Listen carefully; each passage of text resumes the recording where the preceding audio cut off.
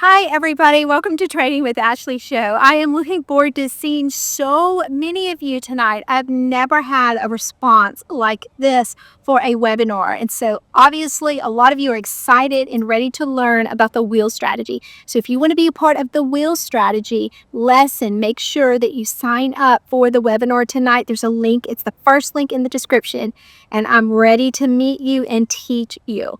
This is going to be a video that's going to help you think a little bit differently of how to trade and double your return on capital. So what do I mean by double your return on capital? Well, you know, when you sell a put, or if you don't know, the way that this works is you have to put up cash to buy the stock, and you receive a premium for that. Well, the way we determine how much of a return we get, we take the premium we receive and we divide it by the amount of capital that it took to get the premium, and that gives us our return. Well, this one little trade hack will double your return, going from around 15% to closer to 30%. And it's best done on a stock when it's at a level of support. So my example today has to do with NVIDIA.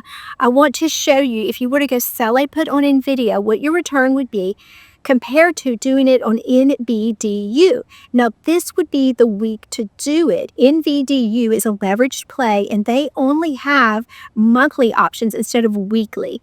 And so I don't like to go too far out on these leveraged plays because the nature of them, they can fall really hard and fast.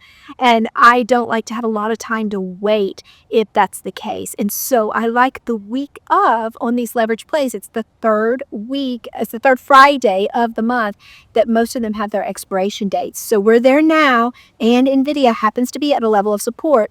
Now, there is some risk in this trade because we do have the rate decision on Wednesday. So if the market doesn't like however that plays out, then NVIDIA could fall further, and then you would have to be patient and hold on to these shares till you can do something with them. So I did want to caution you with that, but I wanted to show you how this works so that you can start to think differently when you're selling puts and see how to eke out more premium like I have. All right, let's go look at the computer and see how this works. Let's go compare the two on Google Finance.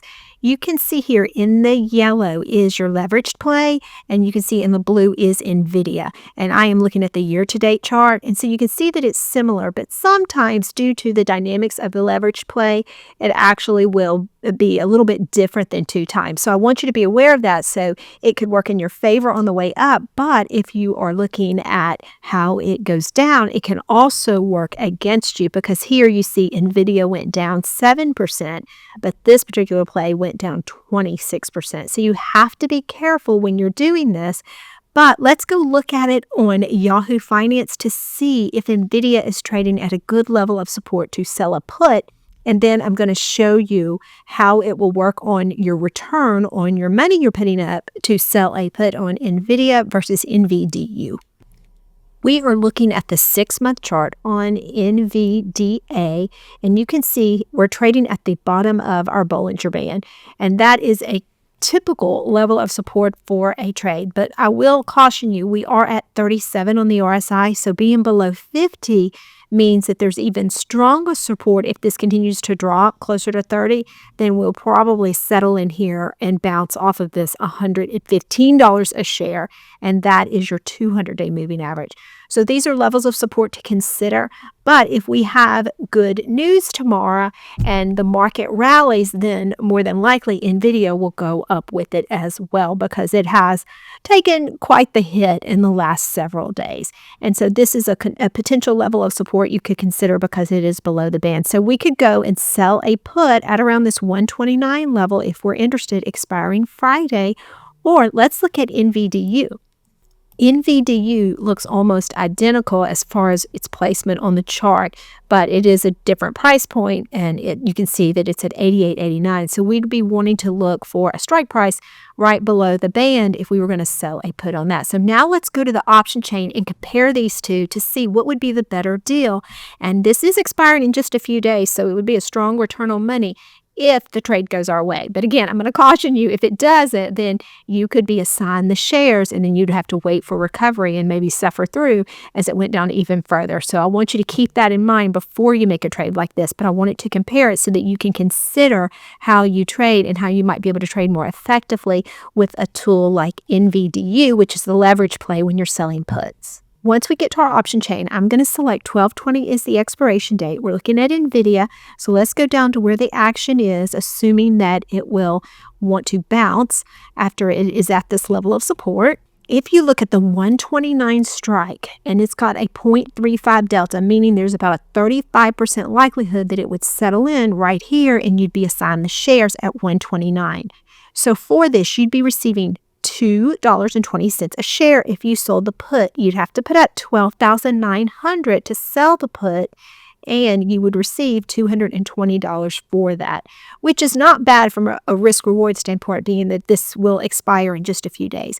So let's look at the potential return on this. And the way we would do this is we would take, it keeps changing from 218 to 220, but let's just take 220.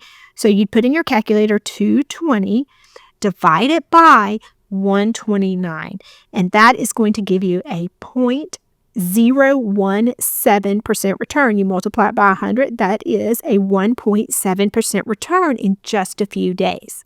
So now we're going to go look at the leveraged counterparts. So remember, these leveraged plays, they only have one expiration date a month, and so this would be good timing because it expires this week. So I'm going to select 12/20, comparing apples to apples, and then let's go down to where the action is. So let's look right here at 87.12. This is the one that I just sold.